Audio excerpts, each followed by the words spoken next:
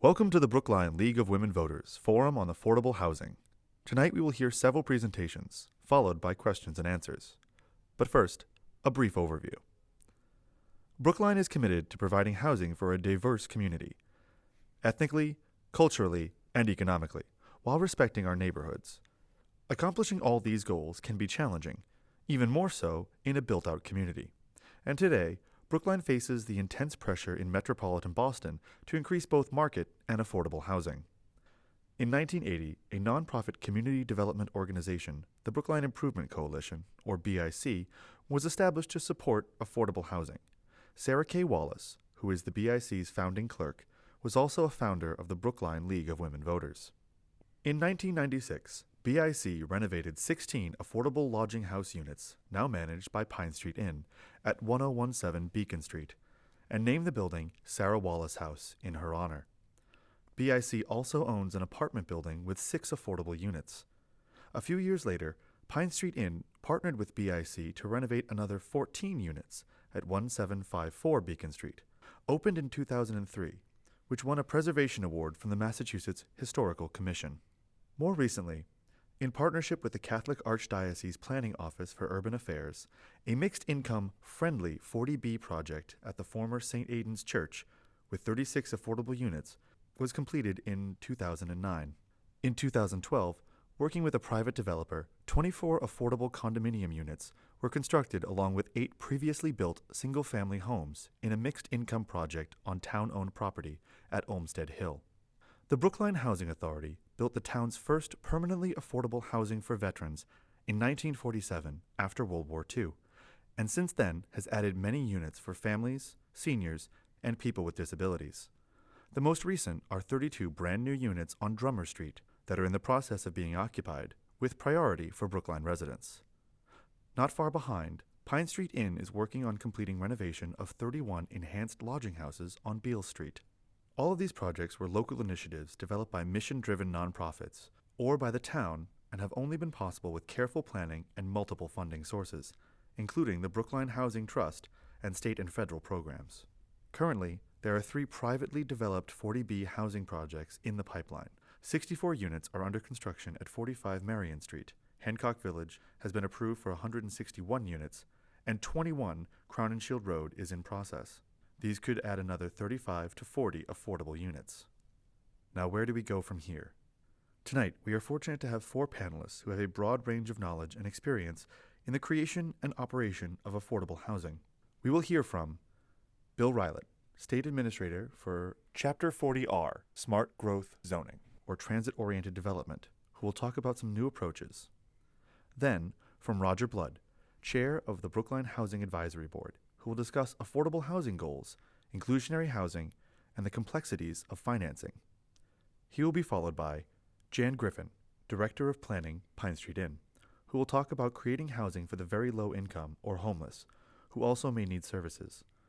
And last but not least, David Traish, Chair of the Brookline Housing Authority, will wrap up with comments about the variety of housings provided by BHA and the increasingly affordable gap. Unfortunately, the first part of Mr. Rylett's presentation was not recorded due to technical problems. Review the zoning, we issue a letter of eligibility, provided the zoning meets all the requirements and the district location is eligible.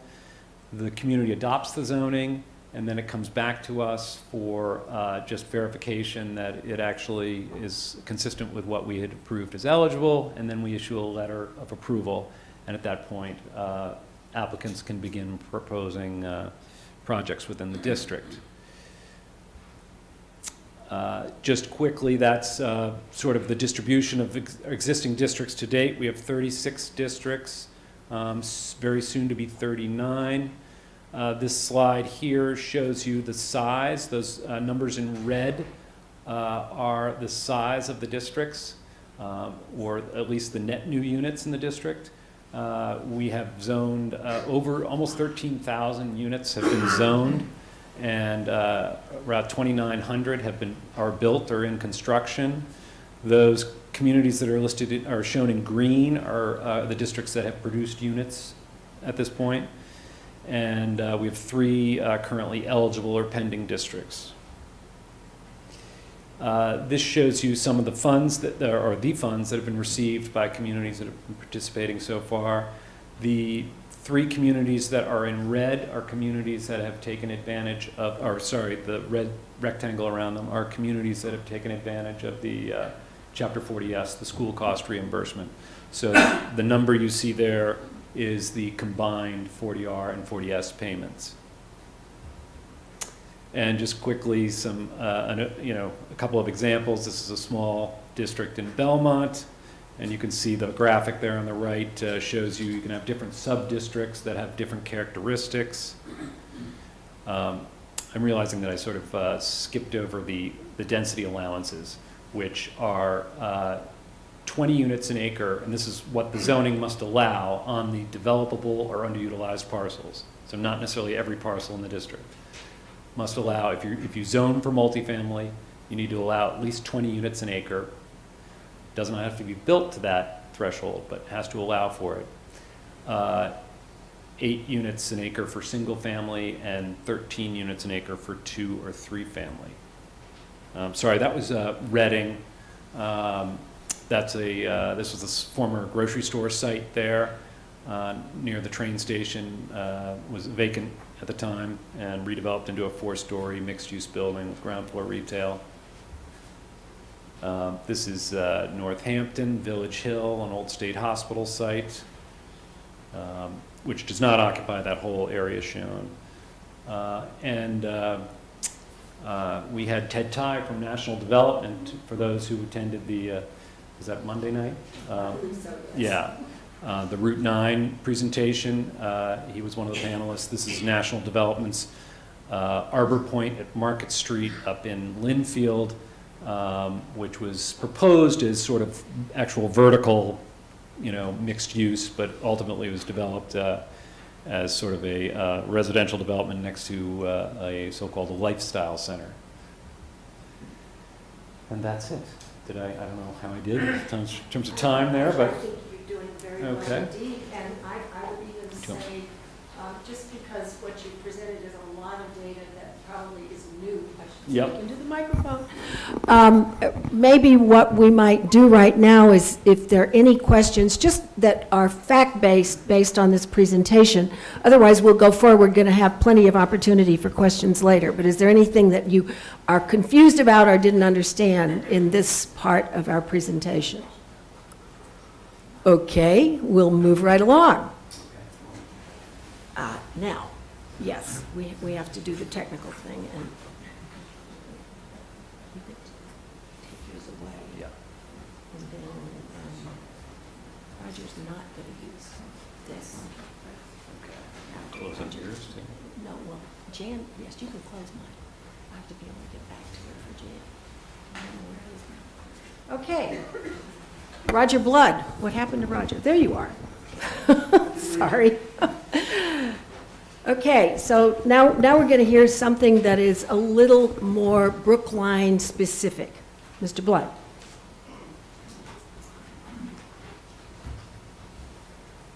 Thank you, Betsy. First of all, thanks to the League, not just for this particular session tonight, but for adopting, I think for the year, the better part of the year, the topic of affordable housing. This is the second of several sessions, and that's great for those of us that are especially interested in affordable housing and advancing ideas in this area here in Brookline. It's a particularly interesting time right now. I think that the town is in a really a transition and facing some challenges that we haven't had before up until now. And so I hope in not only the brief period I'm going to make some remarks, but especially in the Q&A that follows, that you'll find some food for thought from the four of us really on this subject. 10%. If I say that number, probably most of you know what I'm leading toward. The town adopted this goal of having 10% of our total housing as officially affordable at least a decade ago in our 2005 comp plan. And for the last 10 years or more, there it's set, 10% we've been at 8, a little more than 8 maybe, and something like 500 units short of 2,600 units of affordable, 10% of 26,000, which is the whole town's housing stock. Why are we in a transition right now? Because up until now, it was pretty easy to give lip service to the 10%. It was almost impossible in most people's minds that reflected on it that we were going to get there in any realistic way. It was too costly. We didn't have enough land.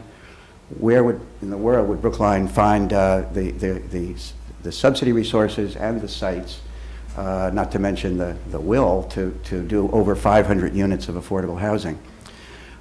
Things have changed in the last couple of years, where that 10% is now something that the events have kind of caught up with us, because the market has moved into a situation where we are now within striking distance of the 10% in the real marketplace. And the town is faced with the question of, are we going to do whatever we can to guide that process as best as we can, or will the market simply drive wherever it wants to go, and the state of Massachusetts behind them, overriding our local zoning as Chapter 40B can do, and allowing some things to happen and some scale of development that I think many of us would be not thrilled about as compared with things that we might have the ability to shape ourselves. We've been accustomed to shaping almost everything we've done in town up until this point.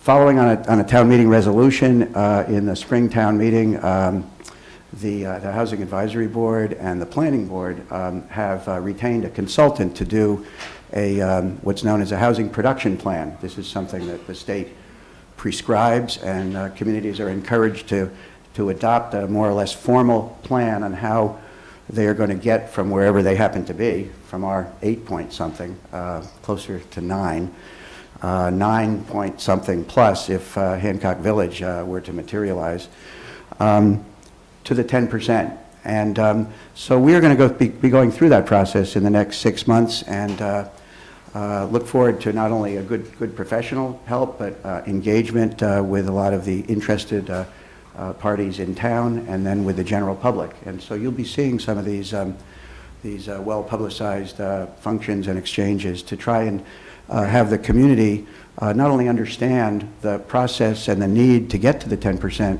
but to help decide on where and how and in what form the developments, the specific sites and developments will take place to get there.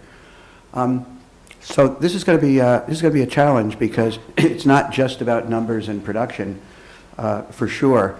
There are some conflicting forces and really objectives that are going to be critical to us all along the way, and I'll just mention a few of them.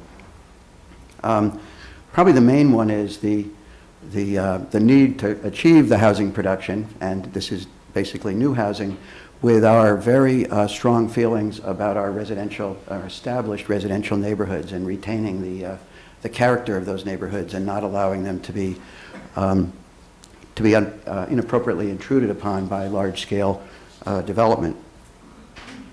The second, I think that there's probably a lot of people in town that are very sincerely for affordable housing, but cautious about high density and large-scale development. So there's going to be those two forces may be something that needs to be reconciled as best as we can. And the market may want to drive us in one direction, and we may want to drive where these developments occur in a slightly different direction. And finally, I think just about everybody knows, on a lot of sites where there is potential for development, there are at least 3 major competing uses, and housing is one of the 3. And we're going to be needing to work those competing forces through between affordable housing advocates and the siting of our schools. And then as recently as a couple of nights ago, we had a great forum downstairs on economic development. And of course, there's the competing use for expanding the tax base with commercial development. One ideal opportunity is to find places where we can do mixed-use development that combines both commercial and housing. I would like to take just a few minutes, if that's kind of sets the stage for maybe some good discussion or Q&A at the end of this, to take a quick look at some of the capabilities that the town has now to draw upon as we try to achieve some of these goals. The Housing Division and the Housing Advisory Board, which works hand in hand with the division in the Planning Department, really came about with the transition from rent control over 20 years ago. And at that time, and David Treach, who's one of our fellow panelists here, was the godfather of a lot of this. The basic laws were set up for the HAB and the Housing Trust Fund to give us local resources to work with. And over that period of time, what maybe the most relevant today is not just look at what was done in the past, really a remarkable, I'll call it kind of a toolkit or a set of, a combination of skill sets backed up by resources are now at the ready. And it's remarkable in the sense because the Housing Division is really 2.5 people. And as I said, with the HAB citizen support. And I just want to run through these very quickly. I haven't had occasion to think about them in a while.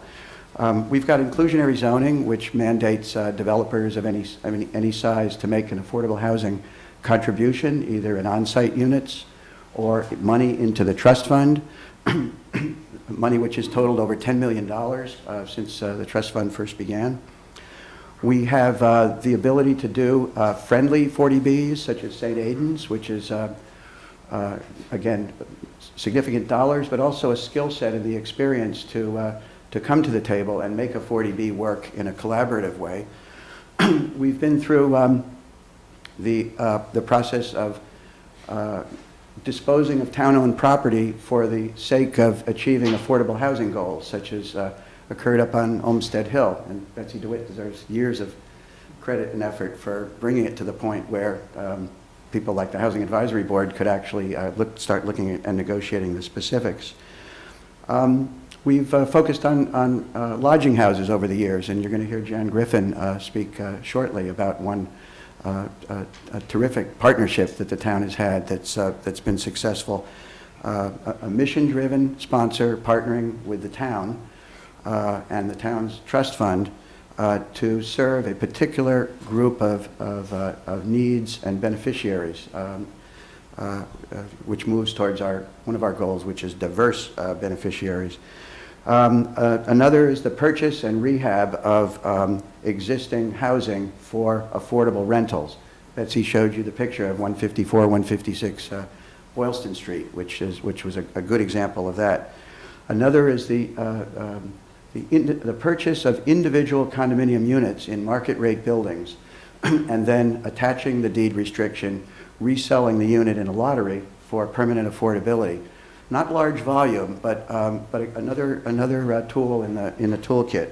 1600 Beacon Street up near Washington Square, a large apartment building, has several affordable units in it.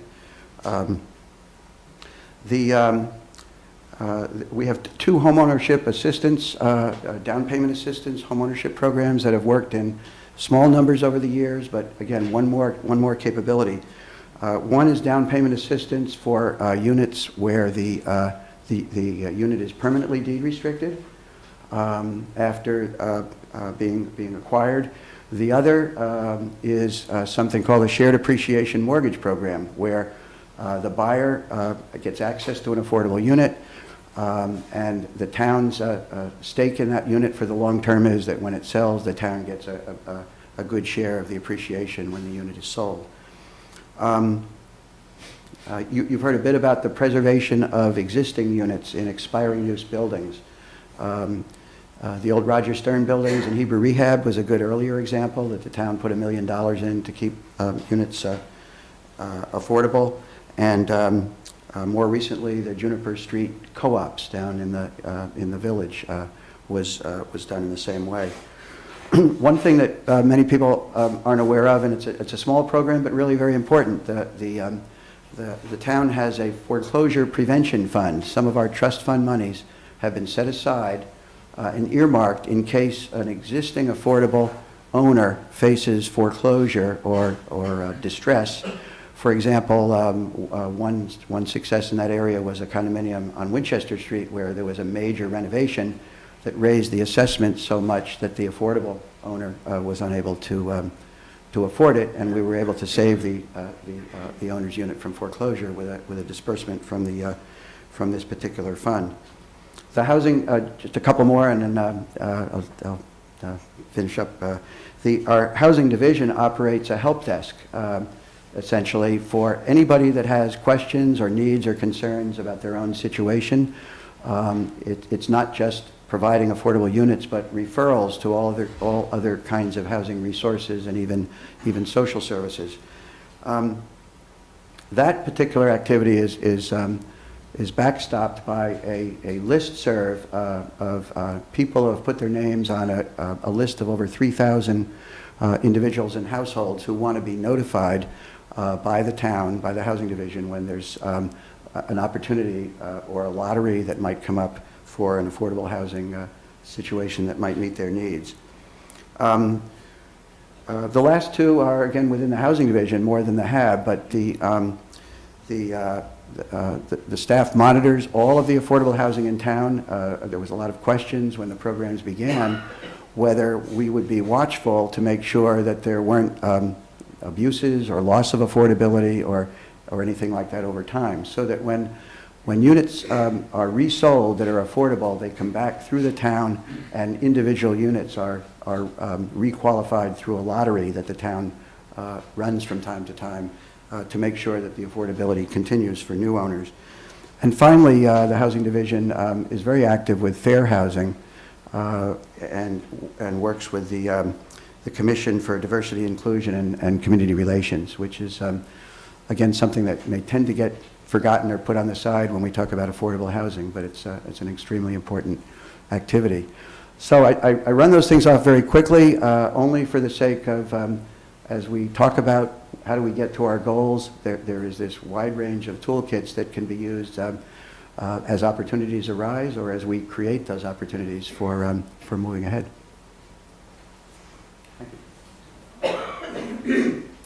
Thanks very much, and I will have to say, over my career in public activities in Brookline and engagement with affordable housing, I would never have been able to come up with all of those programs, and I am totally amazed that they all exist.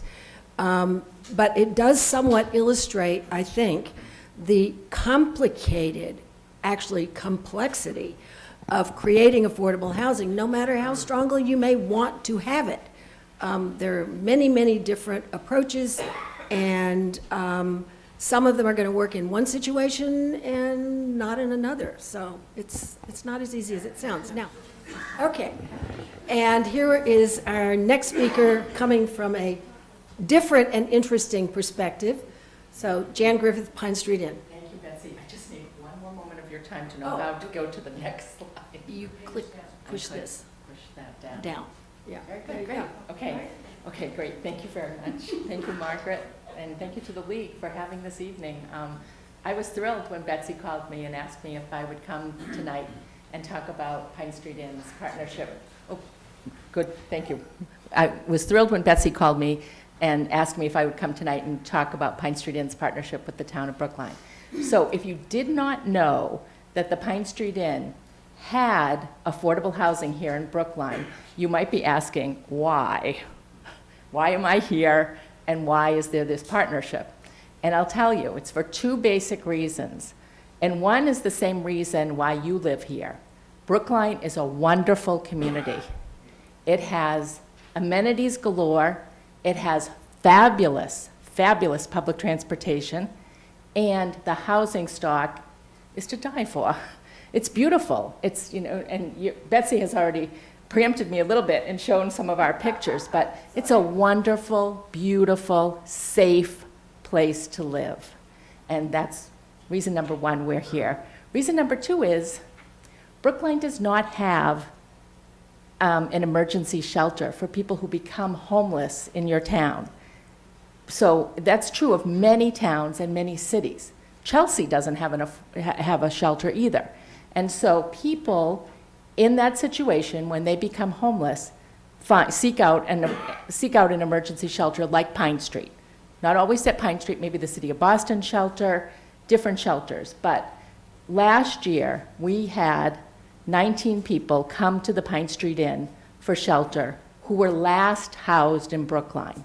So that's another piece of the partnership. We're here over in Boston to provide shelter when Brookline needs an emergency shelter bed for individuals. We only serve individuals, not families. So that's the why. Just a little trip down memory lane for me and Pine Street. So Pine Street was founded in 1969 on Pine Street in Chinatown. And in 1980, we moved to the south end of Boston in the iconic Boston Fire Headquarters building. And we quickly bought the building right next door and established 2 large shelters, one for men and one for women. In the late 1970s, the early 80s, when we first moved there in 1980, we had space galore. And in 1981, we had every bed filled and mats on the floor with people sleeping mat to mat in the lobby. So overnight. And the reason for that was deinstitutionalization was really, ramping up and going strong, and condo conversion. So the South End really was a lodging house district. And Brookline had a lot of lodging houses also.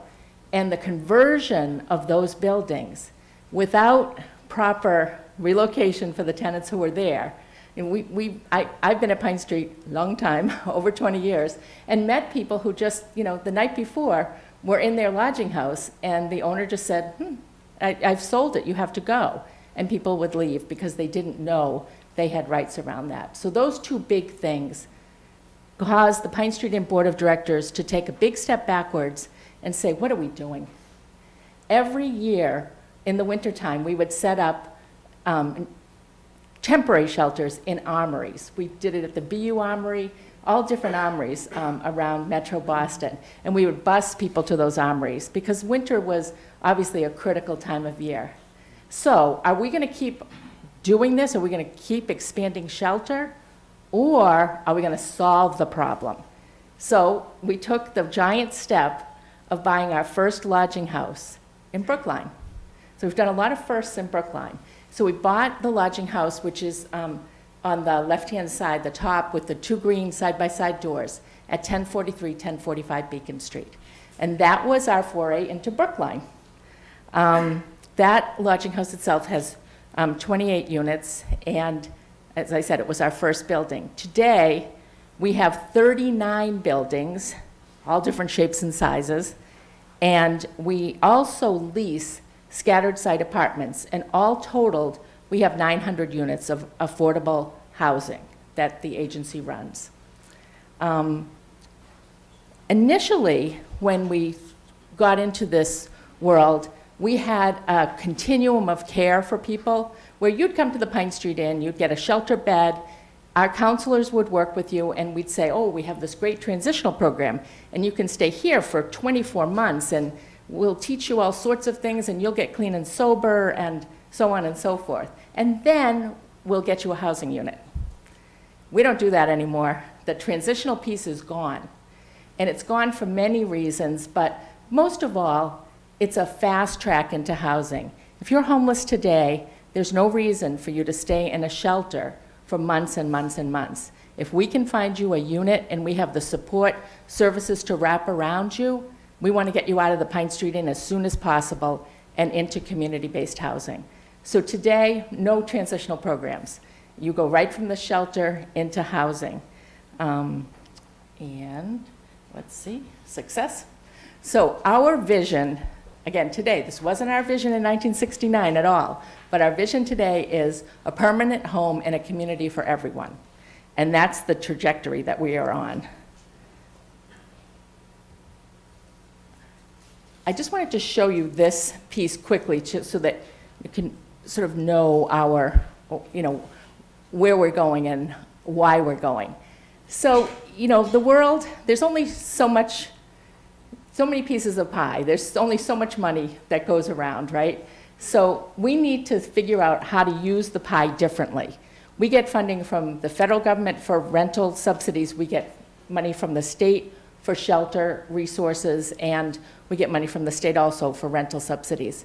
So in 2002, the blue piece of that bar graph is the housing units, and the green part are the shelter beds. So in 2002, we had 715 shelter beds and 280 units of housing.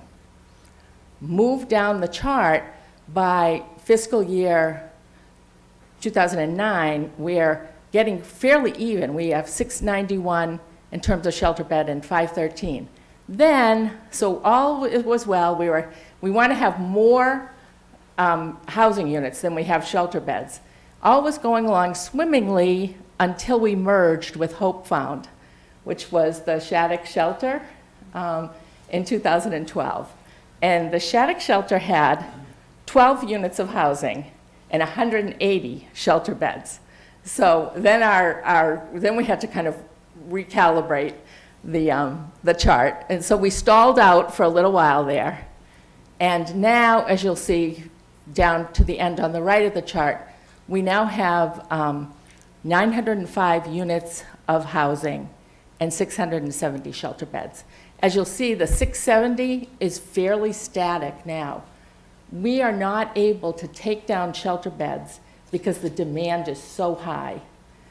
Earlier in 2003, 2004, we were shutting down shelter beds and using that money to support people in permanent housing.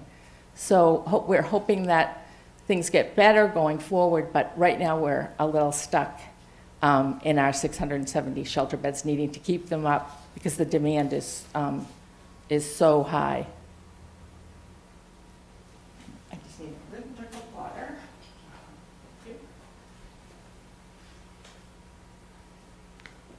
So this is our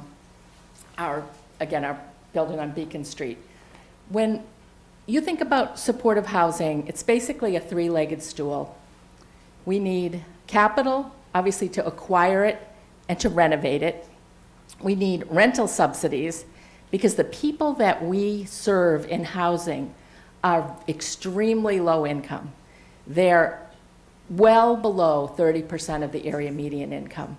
Some people come into our housing with no income at all, and then our case managers work with them to get them the income that they need, either a disability program, maybe a part-time job, something like that. But we do house people with zero income and then work to get them income. And the third leg of the stool is support services. The people who come to Pine Street, when they end up in our shelters, something has happened. For some people, it's a short episode, and they move quickly out of shelter and can be fine on their own. It was just, one problem in life. Many, many people, though, it was a long road into shelter, and then often it's a long road out of shelter. And some people need support long term. If people have mental health issues, if people have substance abuse issues, if people have both of those issues, our supportive housing is geared to support people so that they can have successful tenancies and become members of the community and succeed. Now, they might not be joining the neighborhood association tomorrow, which is sort of what I did as soon as I moved into my community. I thought, how can I get into this community? This is what I'll do. But the point is, we want people receiving services and knowing that they are a neighbor just like everyone else. They need to behave like a neighbor just like everyone else. And that's how things kind of go on from day to day. And so our case managers help people with that type of goals. The big thing about services is we will provide them ourselves, but better we'll connect people to community-based services.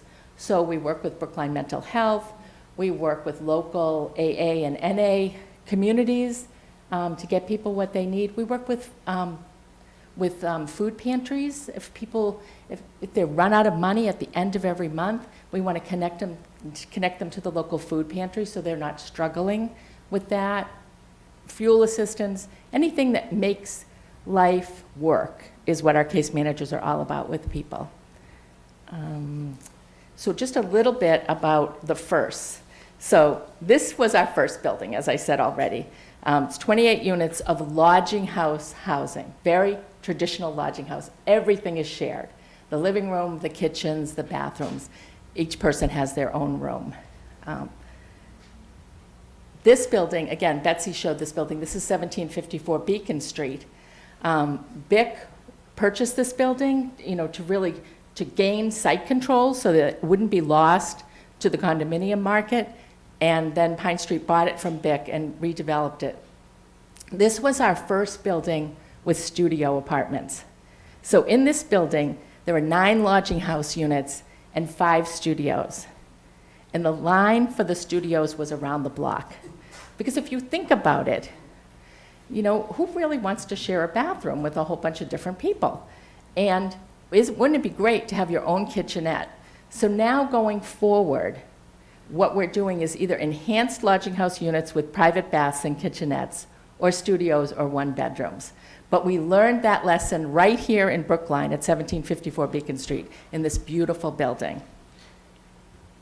This is the Sarah Wallace house, as again Betsy mentioned, at 1017 Beacon Street. This was a big first for Pine Street in that we manage this for BIC. We do the property management and we provide the support services to the tenants living in here. We had never done that for anybody else. And so, social enterprise, kind of fireworks went off, like we can do this. We can do this for other agencies who might not want to, or might not have the expertise that our case management staff does in dealing with people that have some of the issues that come up when people are coming from shelter into housing. So we were thrilled that BIC had the confidence in us to let us manage this building, and we've gone on to manage for many other nonprofit organizations, mostly community development corporations in Boston and Chelsea. And so Beals Street is 2 side-by-side buildings. This is the building that's going to go under construction next. This is full of people right now. And this is the building. Betsy had that picture in her PowerPoint of the green building on the right. That's the completed building, and that's the before. And the wonderful thing about this building at 5557 Beals is that it's handicap accessible. So I don't know if you can see it. It's supposed to kind of blend in. It's got a lift on the right-hand side, that white door, and then the entire first floor of the building is accessible with 2 fully accessible units and a common space that's fully accessible. So we're very excited about that. This week, we received our certificate of occupancy for that building, and we're moving in this weekend. For this building, the Beals Street properties were full before we started the construction, so we had to do relocation of people. So the people who are going to move into 5557 were already there. They were already living at Beals Street. So demand-wise, I don't have a good number on that, but just to tell you, we have 2 other projects that are opening in February and this spring. One is 31 units in Jamaica Plain, and the other is 12 1-bedroom units in Dorchester. For both of those buildings, we have a pool of 600 people. For each of those projects, 600 people. And they're very specific. They're again, supportive housing, affordable. So the demand is just enormous. And I think that's it. Thank you. All right, so that was a different view of affordable housing. And our final speaker is David Treach, chair of the Brookline Housing Authority, which is a sort of quasi-state. It has a relationship with the state government. It's a state authority. Okay, it is a state authority. Okay. But the important thing about the Housing Authority in particular is that they are the largest operator, manager of affordable housing units.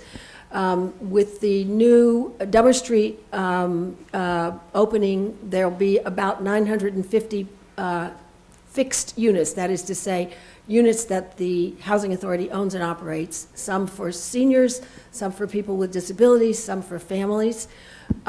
But they also control a very important commodity called federal Section 8 vouchers, and I understand there are about 900 of those. Some of them you heard mentioned as site-based vouchers, which is to say some of the tenants who live in Pine Street in units have housing vouchers that they were able to receive through the Brookline Housing Authority. There are other buildings around town, some of them specific not-for-profit, let's call it housing, but run by not-for-profits, that also have Section 8 vouchers that they obtain through the Brookline Housing Authority. So it's a complicated set of responsibilities, partly the operating and management of housing, rental housing, and the allocation of the additional 900 Section 8 vouchers. David.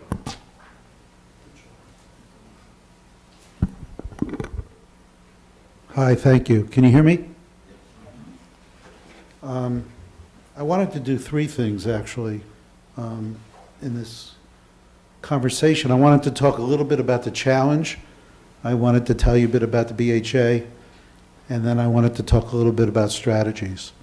So let me begin by asking, how many of you are homeowners in Brookline? Great. How many of you think your children could afford to buy a house in Brookline? God bless. Nice. Okay, for those of you who may only be watching me, if this is live anywhere, we had a lot of hands go up for homeowners, and we had one hand go up for somebody who thought their child might be able to buy a house in Brookline. This is, again, under the challenge thing. So the reason I ask that is that we know that nationally and in the state and in Brookline, that there are trends going on where we're getting polarized between people who are way up here and people who are down there in terms of what they can afford and their future of what they're looking at in terms of the ability to live the life they want to live. And if you need further proof of that, I didn't bring a slide for you, but as you leave the building tonight, as you leave Town Hall, if you look straight across the street, you'll see what looks like newly renovated housing. I don't know whether it's new construction or not, but there are 3 units there. And if you have $1.3 million, you can buy a 2-bedroom unit right across the street there. And it's a beautiful unit. You can see the photos on the internet, but it's $1.3 million. So don't run out now, but that's what's happening here in Brookline. And that's so I want to say it's a national thing, it's a local thing, it's happening in Brookline, and I wanted to make that point. So let me talk a little bit about what the Housing Authority does, and Betsy gave you a great intro. We house people who are of low income. And so about half of our units are families and half of our units are elderly, and their average incomes for elderly range typically between $10,000 and $20,000 a year. That's their average incomes. And for families, it's probably between $20,000 and $35,000 or $40,000 a year, depending on the number of kids that, well, and these are families that have 2, 3, 4, 5 children. And their ability to live in Brookline has to do with available public housing in most cases. And the thing that we talk about in the importance of the Housing Authority and the 1,000 units that we have is that when a family that otherwise could not afford to live in Brookline is given the opportunity to live in Brookline, it changes the trajectory of their family and the generations to come. Their kids all of a sudden can go to the Brookline school system. They have access to Steps to Success. They have access to Brookline Community Health and public health. They have access to our parks and our backup. They now have a very different future than they would have if they live in a different community. And so this is like something we provide that's way more than housing. And so that's the function. And one of the things that's great about the Brookline Housing Authority, and I can say that because I don't do the work, I'm just on the board, is that most of you don't know where all our units are. We have about 10 different developments and then some scattered site, and you probably don't know where they are. Or maybe you know one or two. I grew up in New Jersey, and when I grew up, you knew where the public housing was. Everybody knew where the public housing was. It's where your parents say, don't go to that neighborhood and don't go through that place. But in Brookline, there are neighbors. And in Brookline, their housing looks like our housing. And so they live here, and it's a real terrific thing that this town does in supporting us. We're a state agency, but a lot of what we do is in partnership with the town, with the state, with the federal government. We have lots of partners. For better or worse, they all have regulations that we live under, but we have lots of partners. Let me tell you about the new thing that we did, and Betsy mentioned it. Right now, over the last month or so, we opened the first new 32 units at Dummer Street, new construction, permanently affordable, same population profile, and that's going to be forever to that profile. We'll be living there. Again, 32 families worth of housing. We had 2,400 applications. 2,400 applications for 32 units of housing. Within the 32, we have 3 accessible units. We had 16 applications for those 3 units. 70% of the people moving into Dummer Street will be Brookline residents because that's what we're allowed to do, and we maximize that. 2 of those families will be from our units elsewhere because they should have the same opportunity. And if you have a chance to get over there and look at it, it's just a phenomenal project. And in fact, not only are the units wonderful, but we rebuilt the courtyard where there's a new playground, a new open area. And we did that in part because the new units deserve them. But one of the reasons we were able to do this development, this is for Brookline an easy development. Let me define easy. Took about 5 years, took 6 or 7 different funding sources, and we own the property around it. So all the abutters already live with us. They're our residents. Oh, and by the way, the one side that wasn't our residence that we own was Boston. And so you'll maybe get tired of hearing me saying that. All the shadow of the building falls on Boston. And all our permitting folks seem to really enjoy that, so I keep saying that. So that's, and Betsy wanted me to talk a little bit, and I will talk about this important thing about the Section 8 certificates. So we manage about 950 Section 8 certificates. These are federal certificates that for the most part go with the individual. The individual goes and finds an apartment, and the landlord has to say, yes, I will accept a Section 8 certificate. They then have to get certified. The apartment gets checked, and they then get that. However, the downside is the federal government's rate for what they will pay for a monthly rent is not up to the market in Brookline. And so most of our Section 8 certificates go outside of Brookline. They can go any place. And so while they're ours to manage, they're scattered throughout.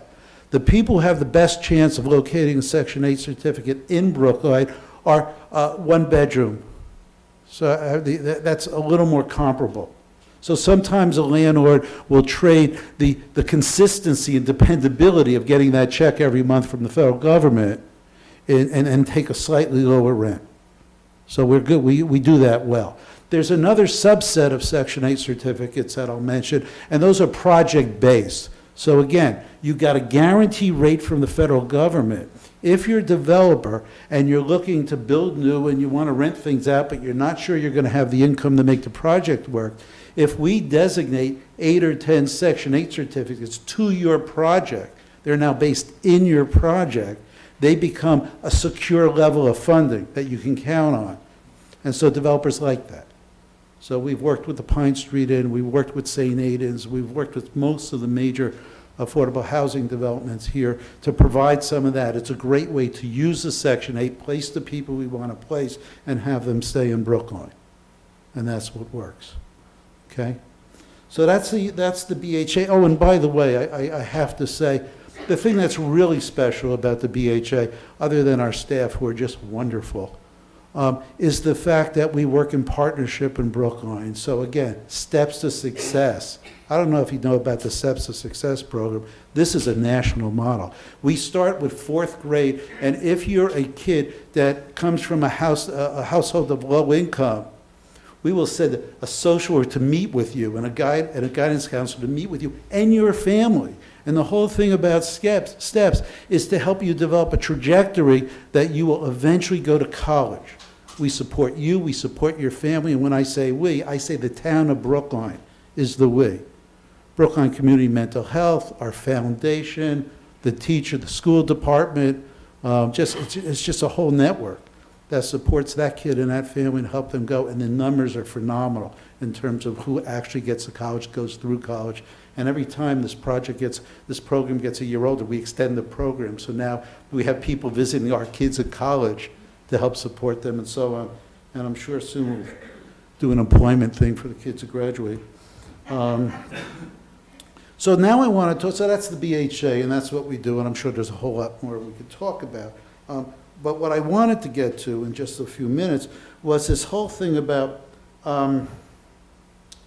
strategies. There are 2 strategies that I think come into play in terms of increasing affordable housing. The first one, I think, is to preserve what you have. And so I'm here to tell you, and here's the pitch. Most of public housing was built in the 1940s and 1950s. And even though we get money to repair and keep upgrading it, not enough. Federal government will say they don't give us enough. The state doesn't give us enough. But we do the best we can. Some of those buildings are really running into their end of lifetime. You just can't. There are buildings where we replace mechanicals by going not to producers, but by antique stores. I'm serious. We will find electrical parts by going to people who collect old whatever. I'm not going to tell you what parts. But some of those buildings, not only are the systems at a point where they can't quite be replaced up to standard, but the size of the rooms, the size of the corridors, the bathroom-bedroom ratios, all of those no longer meet standards. And I'm telling you, there's going to come a point soon where we're going to need to reestablish those public housing units. It's going to cost a lot of money. It's going to be a big project. And here's the big issue that I mention every place I go, is that if you have 100 units of housing that were built in 1950, and you want to bring those units up to space standards, so the bedrooms are actually what are livable, not luxury, livable, you're going to increase the size of that building by about 30 to 50%. If you want to keep the same building envelope, you're going to reduce the number of units by 30 to 50%. So we have a challenge here because density is a big deal in Brookline. And height and all that is a big deal in Brookline. So we know that's going to be a challenge. So here's part of the answer. And this goes to the other strategy. The other strategy is we have to be innovators. We have to talk about smart growth. We need to talk about using our transportation network smartly so we don't have to have people have to have cars when they really don't need it. We need to look at mixed-use development. And quite frankly, there's one development that I'm sort of getting involved in a little bit that's at a very preliminary stage, and that's the development they're talking about at Kehilloth Israel in Coolidge Corner. That's a development that's in the middle of a commercial district where they're talking about a ground floor with some kind of a commercial use and housing above it for seniors.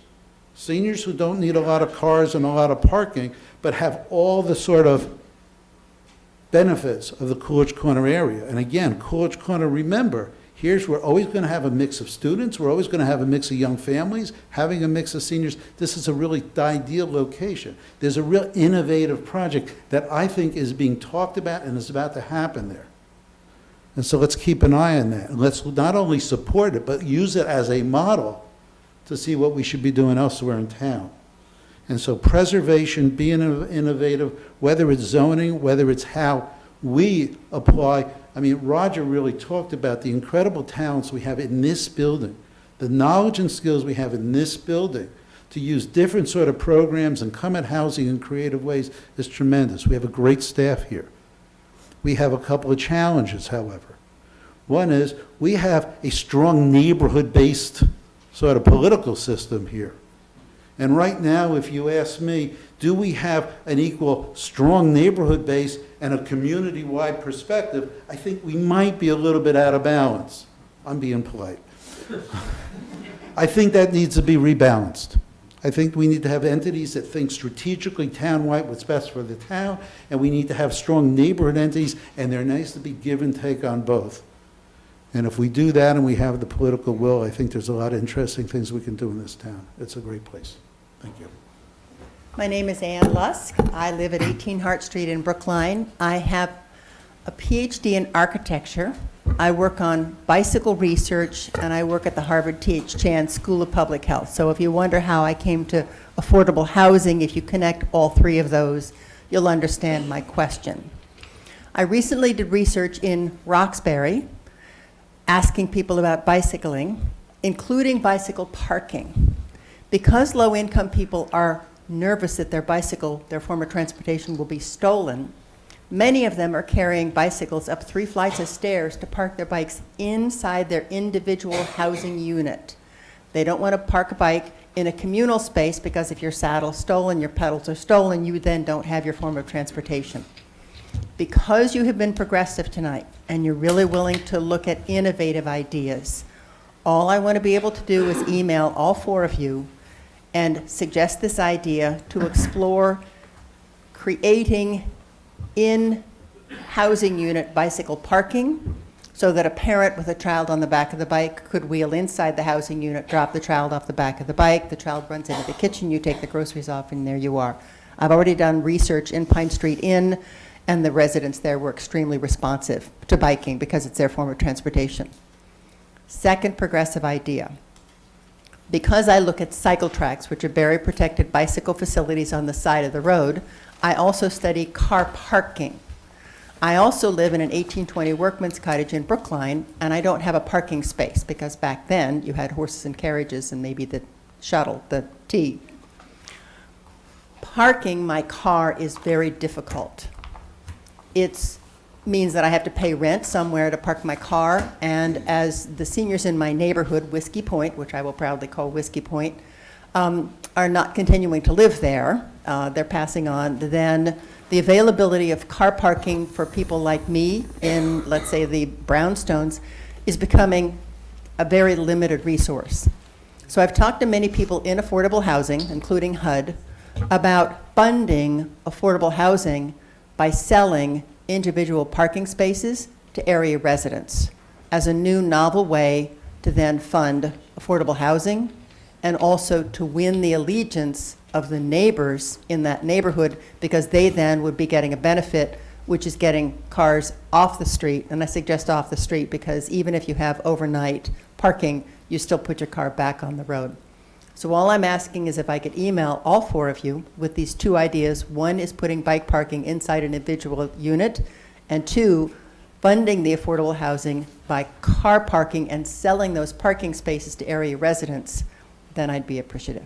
I'm going to suggest you email them to me, and I'll forward it to them. Okay? Yes, I do that all the time. She knows. All right. Thanks a lot. Thank you. Could I just Sure. respond? Go ahead. Just Yeah. one thing that I thought was really unique in the town is when we developed 1754 Beacon, as part of the cash flow for the project, the town required us to lease one of the spaces in the back of the building to a neighbor.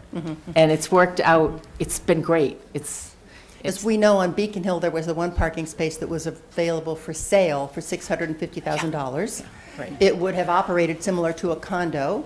There were other units that are outside on the ground for $350,000. So there is a resale value, and it's better if you don't have to rent, if you can actually own the unit, because then your housing unit appreciates in value. If you can say, I also have a deeded space that is my own, that then goes with the house. And you identify your zone around your affordable housing and then sell units only to those people. Excuse me, quick question. Who plows the space if you own it? It would be similar to a condo association in that it would be a communal plowing, and you would pay a condo association maintenance fee. Thank you. I'm going to try to clear that screen off. I'm not quite. Oop, nope, that didn't work. Okay, I'm going to try one more time. Yeah, that's where I'm going. Thank you. Okay, now, that's less distracting. Sorry, next. I just can't remember the number. You don't have to. I'm Frank Caro. Among other things, I'm involved with the Brookline Community Aging Network and the Brookline Age-Friendly City Initiative. I would welcome some discussion explicitly about affordable housing for seniors. And I say that would like you to talk about that for a couple of reasons. One is we have a rapidly expanding senior population, and we're going to have that going forward. Aging baby boomers who are now entering old age are our most rapidly growing sector of the Brookline population in the last decade. That group, some of who are represented in this room, grew by 40%. That going forward, that's going to be a huge need.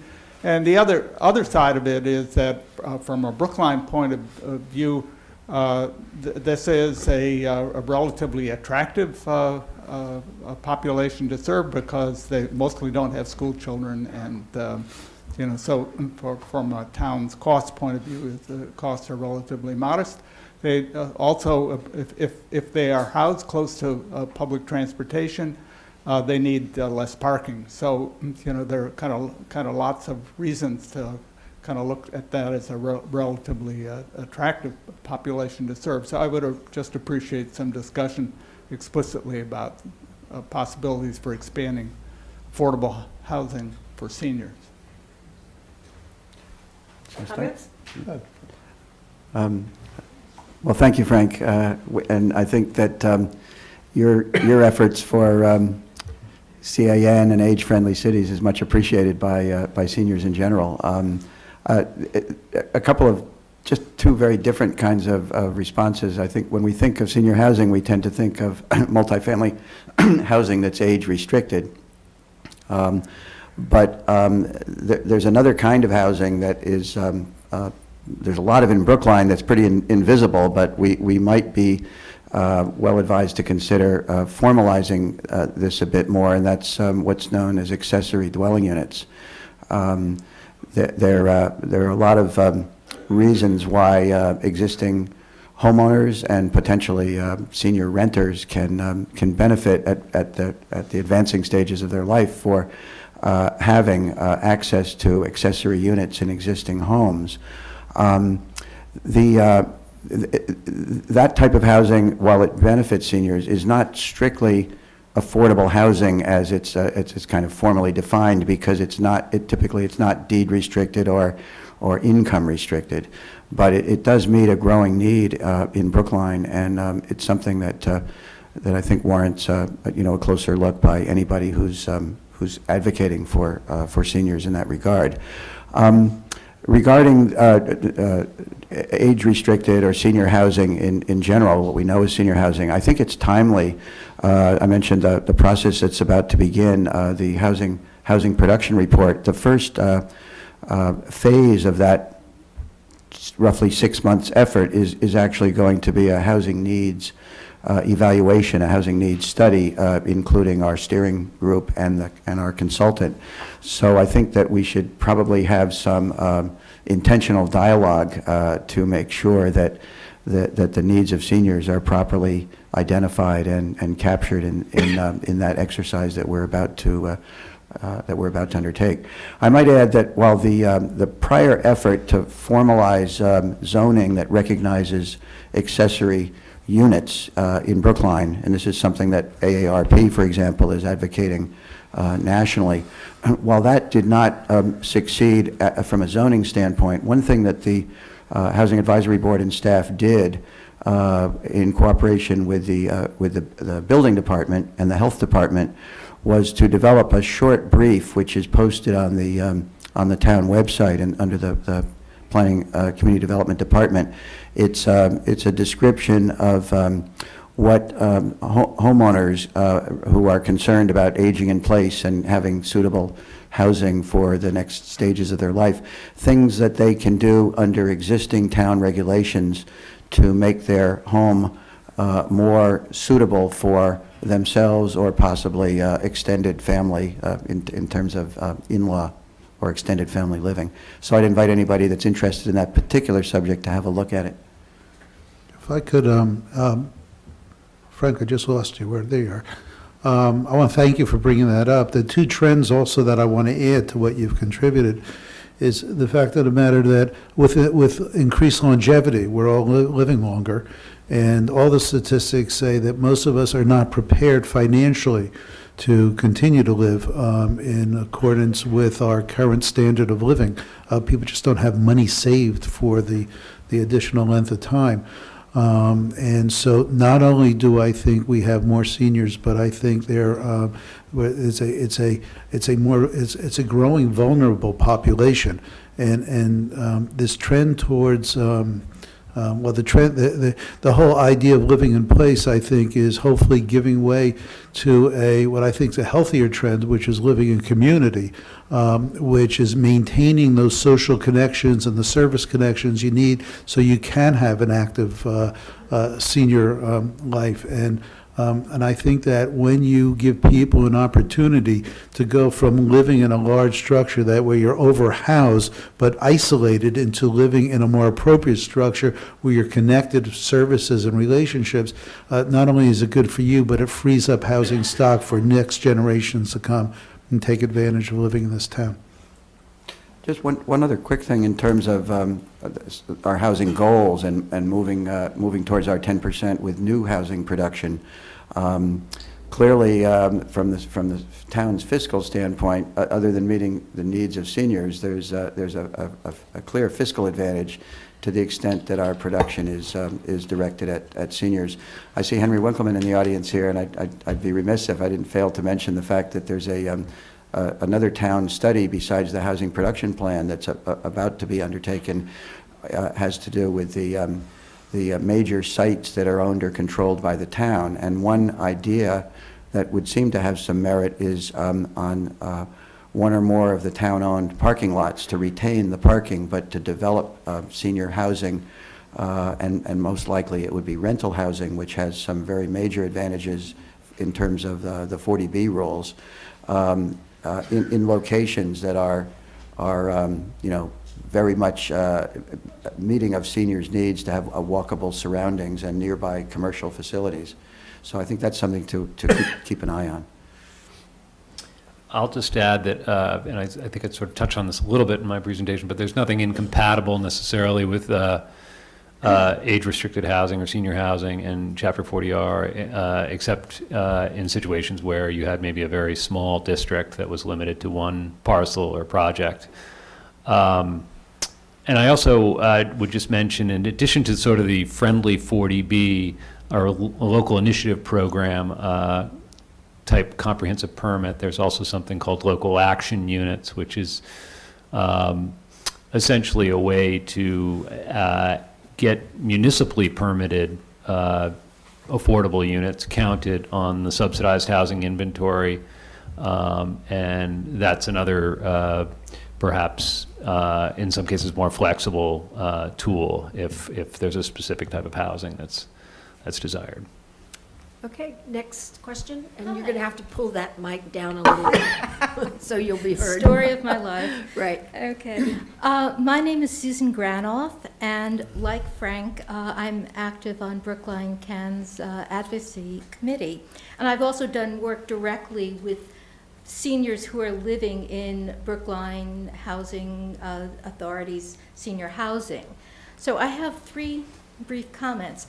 My question was kind of answered before I even asked it, which was, could the town take over the air rights above our parking lots and build senior housing there? And so I'm very happy that that's being considered, because I think it's a wonderful way of perhaps reaching that 10% mark that we're striving for. The second point, I wanted to just reiterate what David said at the beginning of his remarks, which is that there's some wonderful programs that we've heard about to enable lower income people to live in Brookline. And we all know that with property values going up the way they are, there's no problem about the wealthier class of people living in Brookline. But my concern is that Brookline may very well lose the true middle class, and because the middle class people don't qualify for any of the programs that we've discussed tonight. So my question is any concern or consideration being given to helping middle class people stay in Brookline, or are we no longer going to be a truly diverse economic community? Well, one thing that addresses that, any production is always very limited relative to the demand, but Brookline has always tried to do things that it feels is best for the community, and not just because the state has certain prescribed categories. And an example of that is that Chapter 40B only recognizes for affordable housing credit people who earn less than 80% of the area median income, not just Brookline's. And that's good to meet those needs, but it almost artificially segregates the full market rate housing and this huge affordability gap between. We've consciously tried to keep at least a sense of middle income housing on the table. For example, at Olmsted Hill, to have different mixed incomes and not just under 80. You've got 80 to 100, 110. That doesn't close the affordable gap entirely, but it goes up and gives us some diversity in that sense. It was a little disappointing that the original plan for St. Aidan's also included a full range of mixed incomes, and as the cost of the project went up and then there was delays in litigation, some of us were disappointed that that targeted middle income group and those additional units were lost to the financial feasibility numbers. But that's, I think, one way of looking at it. Yeah, I would just add that, I mean, that's certainly something we talk about a lot at the state, and it's a challenge. There's certainly, obviously nothing with 40R or necessarily with 40B that would, or friendly 40B anyway, prevent a community from putting in a requirement at those thresholds. But admittedly, there's no, at this point, really state incentive for that. There is, the Community Preservation Act, which allows for higher income thresholds, but that I don't believe is available in Brookline. But I think it's important to remember that we talked about the complexity of the funding for most of these development projects, and oftentimes the source of the funding will define income eligibility. So to the extent that the town has the flexibility to try to create these higher eligibility levels, the challenge is still to find the package of funding that will allow us to do it. Brookline's inclusionary zoning is interesting in that regard, because that's a locally grown concept that's been working for 20 years and has been creating affordable housing, not in huge numbers, but in several dozen different properties. And it's probably worth noting there that bylaw, unlike the state's more rigid formula, calls for 2/3 of the town-grown affordable units under inclusionary zoning to be under 80 and allows 1/3 to be over 80. Okay. And then the third comment that I had was actually on a state program that used to be very helpful to preserving a middle-class base in Brookline, but is no longer really being able to be utilized, and that is the circuit breaker tax break. I don't know if anyone is familiar with that, but there's a two-part requirement to enable taxpayers to get approximately a little over $1,000 off of their state taxes to compensate them for real estate taxes that they pay. They have to meet income requirements, and their property has to meet a cutoff point in valuation. Now, what that has meant for Brookline residents, in a place where our property values have been going up in the last 3 years, probably about 20%, But at the same time, property values throughout the state, particularly in the western part of the state, have been declining precipitously. So over the last 3 or 4 years, the cutoff valuation for property has actually been decreasing on this CD, circuit breaker, tax break. 3 years ago, it was, I believe, around 720,000 or 714,000. Currently, it's about 690,000. So while the property values are going up, fewer and fewer of Brookline residents can actually take advantage of that break, no matter how minimal their income is. And at one point, we thought, well, maybe it should be on a county basis as opposed to estimating. This is sounding to me like state legislation, not Right. local municipal. I'm sorry to cut you off, but there are other people waiting, and we're going to run out of time. If people could do something to put more of the state representatives and senators on notice that this, if they could eliminate the property valuation part of it, that would enable more of the senior citizens in Brookline who purchased property 20 and 30 years ago, but whose income is now very modest, to afford to stay here. Thank you so much. Thank you. Next speaker.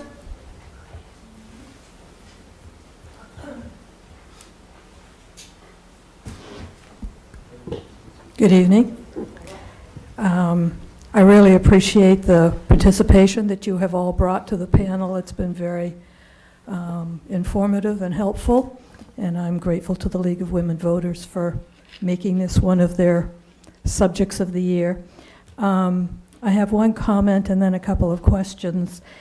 Roger Blood had indicated what some of the challenges are, and he talked about competitive interests in the land and referred to schools and commercial development. I just want to add to that open space, where we have a lot of density in Brookline. Open space is really a critical need as well. Question. I have been hearing that because we are approaching the 10% requirement of affordable housing in order to not be subject to 40B developments that we might not welcome, that we can look forward to kind of a deluge of 40B proposals as people try to get in under the 10% requirement. And so my question is there a way in which the town can add an overlay of requirement to any 40B project? If a 40B project now requires, I believe, Bill, you were saying 20%, 25% for senior as a proportion of the units that need to be affordable, could we, I'm aware, for example, of a new development in Boston, which is 1/3 low income, 1/3 affordable, and 1/3 market.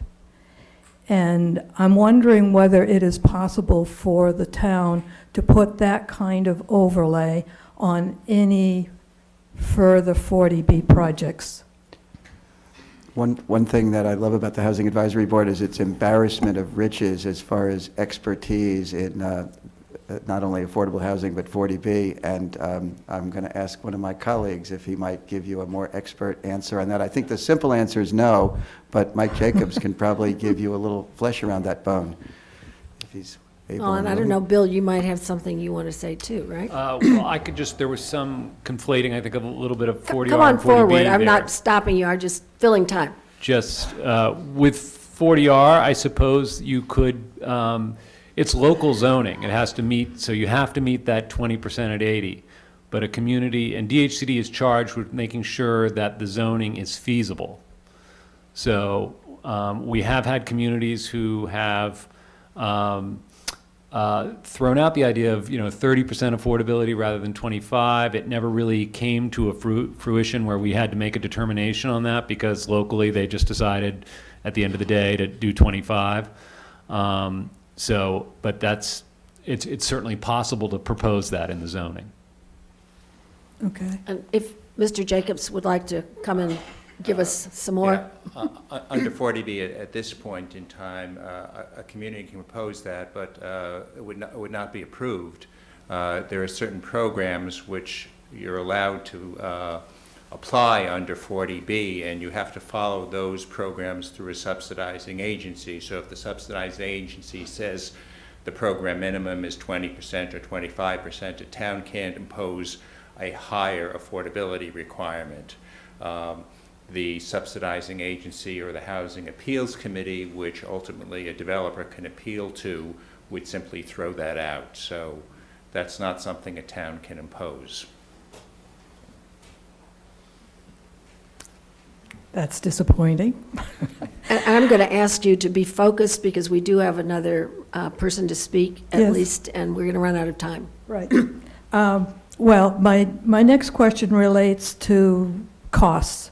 And I'm on the board of BIC. I'm very happy that one of the town's best-kept secrets got some attention this evening.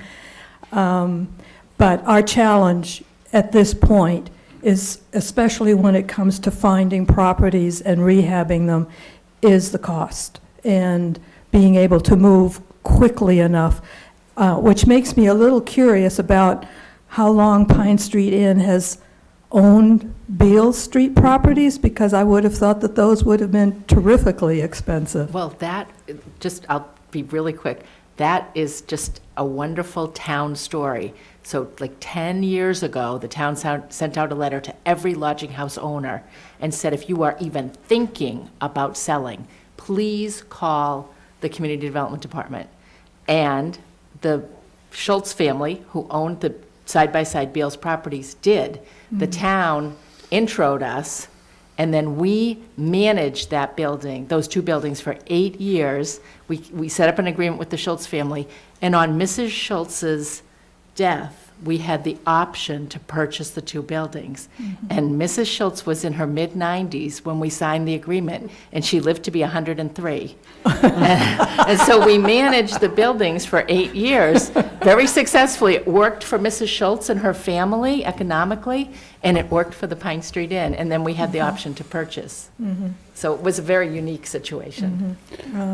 Well, I'm just wondering if at some point there isn't going to be a need for doing some public fundraising, or, I mean, like BIC is a nonprofit, and should we be looking at fundraising so that we do have the funds that are needed if we need to move quickly, more quickly than a developer, who always gets there before we do?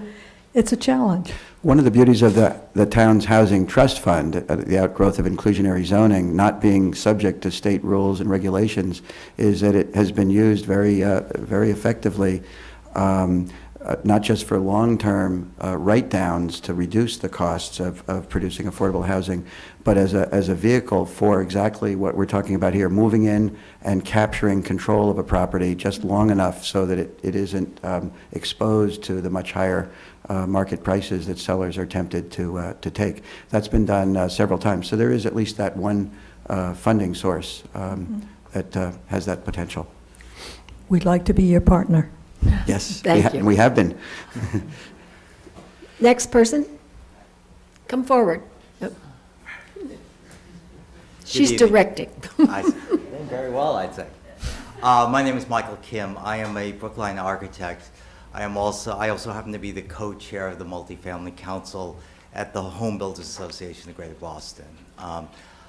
My question, with a little background, when a development of almost any size beyond, say, 3 units, actually 6, I think, is built, there is an affordable component, which most often, and the most often vehicle used is to have an affordable unit or two or whatever percentage in that development. And I haven't been involved in projects that actually put affordable units on golf courses, on waterfronts, and it always strikes me that the one thing that all new housing has in common no matter built for what use, is that they're really expensive. And it seems we're working against the market and against the entire industry to place affordable housing in new buildings. Brookline, somewhat less than other communities, but still has a wealth of older, decent, but less attractive buildings that could be used for housing, and they are more affordable. Tonight was, in fact, the first time I've heard of the very small programs we have where there's essentially a linkage, where developers can buy into a fund rather than placing those affordable units in their developments. How can we make the common sense of making used housing, affordable housing, the same thing that most of us who are not in the wealthy or the very poor, the middle class, choose to do? We buy used housing because it's what we can afford. Yes, the roof has to be replaced in 10 years. The kitchen may not be the best, but it is affordable. Why don't we have that vehicle in our... We do. Okay. We do. I think the town has tried to strike a balance in that regard, and I think I can give you a good example of that. And in the toolkit I mentioned, it's there, and we could do it again. The skills and the funds are there. When the original Longyear estate was redeveloped, and it was subject to inclusionary zoning. I'm not talking about Olmsted Hill now, but the prior one at Longyear. And the bylaw at that time required on-site units and totally comparable. So had it been just done blindly, we would have had maybe 5 or 6 units of $1 million or $2 million going to some, winners of the most gigantic lottery in an affordable housing sense, to get multi-million-dollar units. So the bylaw was modified, and in a way that I think you might approve of, whereby the developer was able to make, there were 2 options. One is off-site development of housing, and the other is a contribution to the Affordable Trust Fund, where we can take that money and leverage it up, which you can't do with on-site housing, bring in additional resources. The upshot of that was we got, instead of 5 or 6 units, we got, I think, 14 or 15 total units.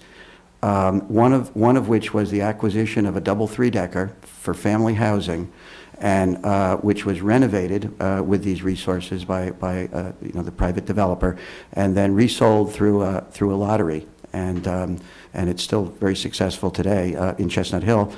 Another part of the resources that were moved off of these multi-million luxury units enabled the financing of a lodging house, one of the lodging houses on Upper Beacon Street. So we ended up not only greatly increasing the number of units, affordable units that came out, but we were able to serve diverse populations in existing housing and making it permanently affordable. So I think that we would be thrilled if that kind of opportunity came along again, and the regulations and the resources and the know-how are there to do it. And I would say, I think the town is very open to using whatever leverage influence the town has to think about those kinds of things in a creative way. Well, we would certainly like to help you with that. I congratulate you for that. It's just that very few people in the industry know that that exists. And in fact, until tonight, I didn't know it existed in Brookline. And there are conflicting views that I think Brookline has had to reconcile in that regard. It's, not everybody sees what I just described to you as an ideal solution, because and much of the housing is done on site because it has inherent advantages of having mixed income and diversity in a particular project. So we're set up now to do both and try to do the best of both. Well, sometimes what you're doing is you're asking a developer with experience in new construction to get into the rehab business. So there's pros and cons on both sides of it. But again, we've got the tools. Thank you. Hi, Carol. My question is for David. David, in your presentation, you raised something which I found very alarming, and that has to do with modernizing the public housing that now exists in Brookline. How will that be financed? Is that a federal government finance? Is that local? I mean, how could something like that be done? Yeah, I said there was a need, and that's what we're looking at. I didn't say we've got the financing figured out, but part of the problem actually is we've now had decades of being underfunded for capital repairs for public housing, and so it's just a huge gap there. We did a survey about, I don't know, 5 or 6 years ago where we had somebody come in and look at all our properties and get a cost as to what it would take to bring them all up to standard. We had something like a $30 million bill there. But whose responsibility would it be to come up with the $30 million? It would be ours. Ours meaning local. Well, I'm a commissioner in the Brookline Housing Authority, and we have the responsibility for the upkeep and running of those developments. And But the sources are usually public funds, I think, maybe. You go, it's why Dillinger robbed banks. You'd have to go where the money is, and the money would either be the federal government or the private market. To go to the private market, you have to create a different kind of public housing configuration. That's not pure public housing. So you have to be creative. But we were creative at Dummer Street. Right. And so we have a mix of financing that made that project doable, and a commitment and a restriction that the people housed there would be the same profile as the people housed in our... I understand Dummer Street, which by the way is wonderful. Thank you. Is that it's something new, but to finance improvements of something old is always much harder. Yes. All the easy stuff's been done. Right. Right, but... So what are you going to do? Right. But one of the things that we really can't talk about now because we don't have enough time, but one of the kinds of possibilities is something that would be redevelopment. And that might give us an opportunity to do, and it would depend on many, many complicated factors, but if we were to take some of the 40R and S concepts and think about mixed use as opposed to strictly housing operated by the housing authority in its own sort of island, okay? You got to make a leap there to get to that kind of solution, but those are things that we should be discussing as we go forward, in my humble opinion. Thank you. Betsy. Yeah, sorry. May I just go back Roger. very quickly to Marilisa's comment? I think it's worth picking up for just a moment on your remark about open space, which is a fourth competing use for sure. It I think raises an interesting question of what should affordable housing advocates do or not do. I remember, this is a while back, that from that advocacy standpoint, an idea was floated that a way to produce affordable housing at a reasonable cost would be to reduce Putterham Golf Course from 18 holes to 9 holes and build affordable housing up and down all of the greenways. What's a proper place for affordable housing advocates to advocate, and do we leave that for the green space advocates to come and argue the other side, or do we hold back and say that's a bit too far? So it does raise an interesting point about competing uses and advocacy. Could I respond to that? That we need to build coalitions. Right. We don't need to build divisive competition. This is about growing the pie, not splitting too small a pie. I'll use whatever metaphors I can think of. But we don't want to fight here. We want to build coalitions. Green space, affordable housing should not suffer because of green space and vice versa. And the thing that I want to mention about affordable housing, if building affordable housing in any way lowers the property values of the surrounding neighborhood or in any way denigrates the surrounding neighborhood, it shouldn't be done. Should not be done. It needs to be a positive contribution. So quite frankly, I'm not all that fixated on 10%.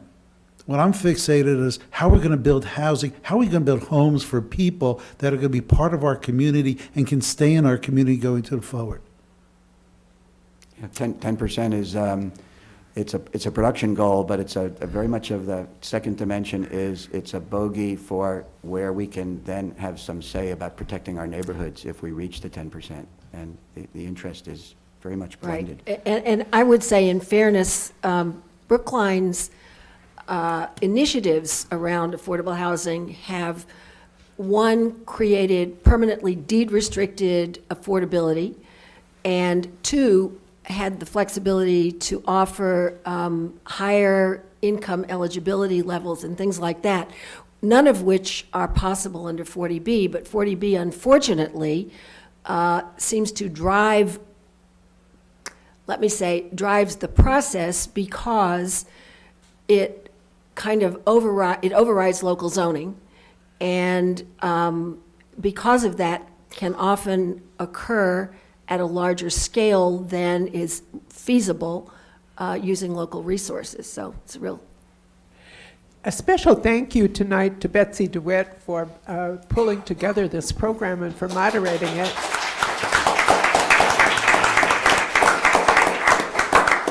And a very big thank you to the panel for bringing us a great deal of information on many different aspects of the big issues of affordable housing.